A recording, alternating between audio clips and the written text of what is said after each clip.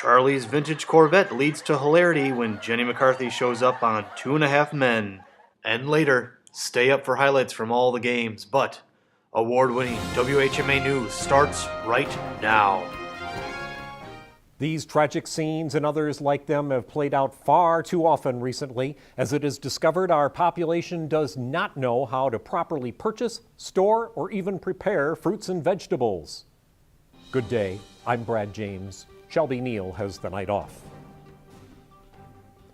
By now, you've heard our community is experiencing a fruit and vegetable crisis, and many of our area individuals and families are finding themselves affected by this tragedy. WHMA's own Geraldine Fox met with someone who knows firsthand how devastating the measure of this crisis can be. You never think it's going to happen to you, and then it does. All I wanted to do was cook with some vegetables, and now I feel like I am one. 10 days ago, Lorraine Gazpacho was trying to prepare a butternut squash soup. For Lorraine, this seemingly simple procedure led to a very hard lesson. I was watching my TV the other morning, and I saw me this great recipe for butternut squash soup. I can see why they call it butternut squash soup, because unless you're some kind of a genuine Chef Boyardee, you better not try to make it. So the first thing they said I needed to do was squash the squash, don't you know? So I put the little devil in the blender, but it didn't soften. So I put the thing in the microwave for an hour. While that was going on, I marinated the onions in boiling water like my dear old mother used to do. And I diced the celery in the garbage disposal, which we all do. Well, now somehow I guess the darn squash exploded in the microwave on me, which was slight, even if the fire it caused was not. But I think fruits and vegetables need to come with some kind of a warning label, don't you know? A tragedy narrowly averted. Fluke or the tale of things to come? Standing by are representatives from the La Crosse County Footsteps to Health program.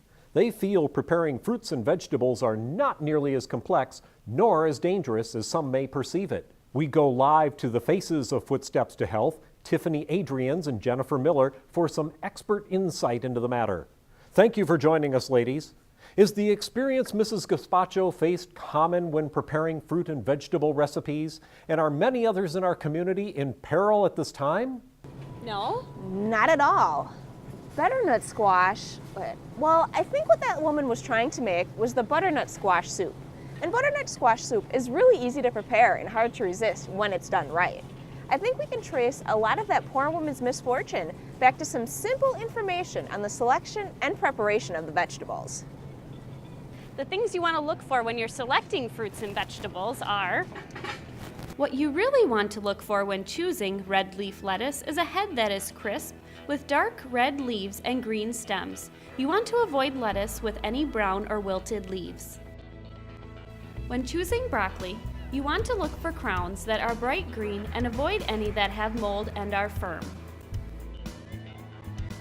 When looking for cabbage, you want to choose a firm head and avoid any with blemishes. Tiffany, what about fruits?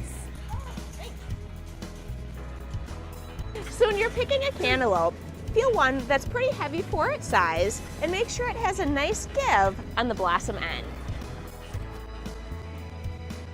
When choosing pineapples, they should have a sweet aroma, feel soft to the touch, and have leaves that remove easily. When you're choosing fresh berries, take a good look at them. They should be plump, deep-colored, and free of mold. Let me clear up some misconceptions here for a minute.